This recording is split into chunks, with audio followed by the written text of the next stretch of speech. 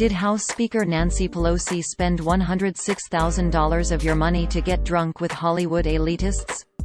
No, that's not true. The story making the claim was published by a liberal satire website that tries to mislead Trump supporters into sharing made-up stories that are clearly marked as satire when you actually click them. Articles from the site are frequently copied by foreign-run fake news websites. The people liking and sharing these stories are enriching foreign website operators or a liberal from Maine via the ad revenue generated with the content, which is probably not what they expected or wanted. The story originated from an article published by Daily World Update on November 30, 2019, titled, "Nancy Pelosi Spent $106,000 of Your Money to Get Drunk with Hollywood Elitists," which opened, quote, "Nancy Pelosi is waking up this morning with the hangover of a lifetime after throwing a bash in Hollywood, with taxpayer money." The event was billed as a performance of the Fundamental United Chorus of Kiwanis hosted by the Tradesmen's Rights United Municipal Policy. The group's spokesman, Art Tubles, says the festivities weren't campaign-related, so there's nothing illegal going on. Nancy just wanted a nice night out with her friends. As Speaker of the House, she's allowed to throw a party here and there.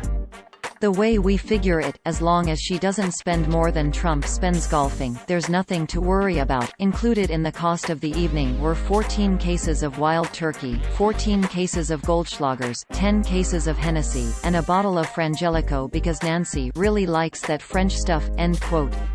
Users on social media only saw this title, description and thumbnail. Quote, "Nancy Pelosi spent $106,000 of your money to get drunk with Hollywood elitists. She didn't even bother trying to hide her corruption." End quote. The two organizations cited in the story, the Fundamental United Chorus of Kiwanis and the Tradesmen's Rights United Municipal Policy, do not to exist. The listed spokesperson, Art Tubles, is actually a propagandist for America's Last Line of Defense, according to their Twitter bio. America's Last Line of Defense, a network of satire websites which includes Daily World Update, is run by self-professed liberal troll Christopher Blair from Maine along with a loose confederation of friends and allies. The site that originally published the story is part of the America's Last Line of Defense network of satire websites run by self-professed liberal troll Christopher Blair from Maine along with a loose confederation of friends and allies. Blair has been in a feud with fact-checking website Snopes for some time now and has also criticized other fact-checkers in the past who labeled his work fake news instead of satire. In reaction to this, he has recently rebranded all his active websites and Facebook pages so they carry extremely visible disclaimers everywhere. Every site in the network has an About page that reads, in part, quote, "About satire before you complain and decide satire is synonymous with comedy. Satire sati, are noun the use of humor, irony, exaggeration, or ridicule to expose and criticize people's stupidity or vices, particularly in the context of contemporary politics and other topical issues. Everything on this website is fiction. It is not a lie and it is not fake news because it is not real. If you believe that it is real, you should have your head examined. Any similarities between this site's pure fantasy and actual people, places, and events are purely coincidental and all images should be considered altered and satirical. See above if you're still having an issue with that satire thing." End quote. Articles from Blair's sites frequently get copied by real fake news sites who often omit the satire disclaimer and any other hints the stories are fake. Blair has tried to get these sites shut down in the past but new ones keep cropping up.